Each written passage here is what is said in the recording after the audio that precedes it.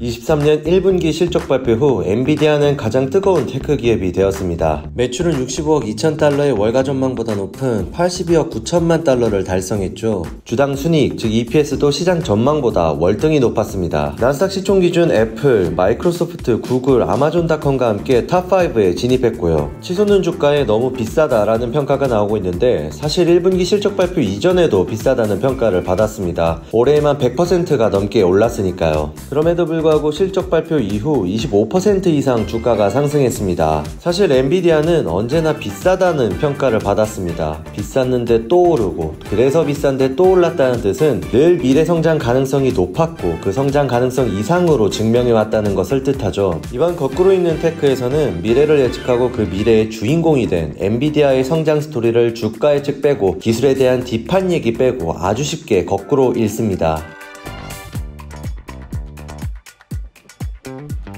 엔비디아의 가치가 높게 평가를 받는 건 챗GPT로 가속된 AI 시대는 엔비디아의 시대라고 해도 과언이 아니기 때문입니다. 아니 AI뿐만 아니라 4차 산업혁명 모든 먹거리에 엔비디아의 판이 깔렸습니다. 클라우드 컴퓨팅, 자율주행, 메타버스 모두 엔비디아의 제품과 플랫폼이 필요하기 때문입니다. 그 중심에는 바로 데이터 센터가 있습니다. 데이터 센터는 말 그대로 데이터를 저장, 처리, 관리하기 위한 시설입니다. 그리고 이 데이터 센터는 뇌의 역할을 하는 CPU, 데이터를 대량으로 처리하는 GPU, 그리고 이 과정을 효율화해주는 DPU 등으로 이루어져 있는데요.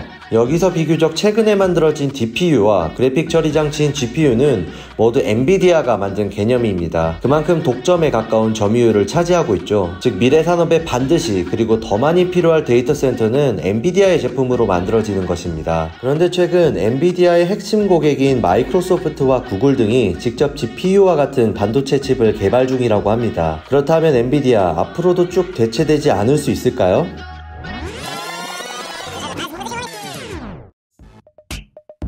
2006년 엔비디아는 전세계 개발자 컨퍼런스에서 쿠다를 발표합니다. 쿠다를 쉽게 설명하면 개발자가 GPU를 다룰 수 있는 소프트웨어를 프로그래밍 언어로 개발할 수 있게 해주는 플랫폼입니다. 동시에 GPGPU, 즉 GPU를 그래픽이 아닌 CPU가 맡았던 연산에 활용할 수 있게 해주는 기술이 발표된 것입니다. 이게 얼마나 큰 전환점이냐면 게임 시장을 넘어 AI와 같은 데이터 처리가 필요한 모든 분야에 진출하게 된 것, 그리고 하드웨어 시장을 넘어 GPU와 관련된 모든 소프트웨어가 탄생할 플랫폼을 만들게 된 것입니다. 예를 들어 GPU를 반드시 써야 하는 AI 어플리케이션은 쿠다 플랫폼을 통해 개발합니다. 아니 사실상 쿠다를 쓰지 않으면 개발이 어렵습니다. 이미 기능, 성능, 개발 편의성에서 쿠다는 압도적인 플랫폼이기 때문이죠. 2015년 엔비디아 GTC에서 부사장인 마크 해밀턴이 말합니다. AI 핵심 기술인 딥러닝의 핵심 도구는 GPU와 GPU의 병렬 프로그래밍 언어인 쿠다가 될 것이다. 쿠다의 생태계가 엔비디아의 미래다. 그리고 그것이 현실화되었죠.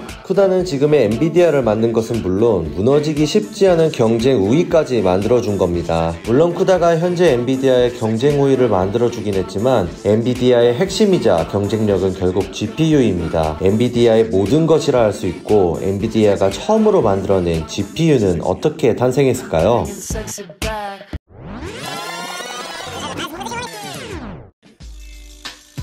1993년 CPU를 만드는 회사인 AMD에서 근무하던 젠슨 왕, 그리고 썬마이크로 시스템즈의 그래픽 관련 엔지니어인 크리스와 커티스가 함께 엔비디아를 설립합니다. 바로 사업에 집중했을 것 같지만 사실 6개월 동안 그냥 출근해서 서로 얘기를 나누다 헤어지고 창업은 어떻게 하는 건지 책 읽고 공부하는 시간이었다고 합니다. 그러다 결국 반도체 제품을 설계하고 그래픽 기술을 다루던 그들의 강점에 딱 맞는 비전을 찾습니다. 미래의 PC게임은 더 빠르고 현실감 있는 그래픽 성능이 필요할 것이다. 1995년 그들이 비전을 실현할 MV1을 출시했고 기능적으로 훌륭했지만 완전히 망합니다. 그 당시 게임이 그 정도 그래픽 기능을 필요로 하지도 않았고 제품도 너무 비쌌기 때문이죠. 결국 직원의 70%를 해고해야 하는 위기를 맞이했지만 일본 게임 회사인 세가의 투자를 받아 3D 그래픽을 구현할 수 있는 제품을 내놓으며 위기를 극복하게 됩니다. 그렇게 1999년 CPU 도움 없이 데이터를 처리할 수 있는 첫 그래픽 카드인 지포스 256을 공개합니다. 그리고 전세계 세계 최초로 그래픽 프로세싱 유닛 GPU라는 말을 쓰게 되죠. 지포스 시리즈가 대성공하며 엔비디아는 첫 수요지였던 게임 시장에 집중합니다. 고객인 게임 회사에서 그래픽 관련 최적화 요청이 올 때마다 경쟁사였던 AMD와 달리 그들의 수요에 맞춰 제품을 최적화하고 심지어 자금을 지원하기도 합니다. 덕분에 게임 그래픽 시장 생태계는 엔비디아의 지포스를 중심으로 형성됩니다.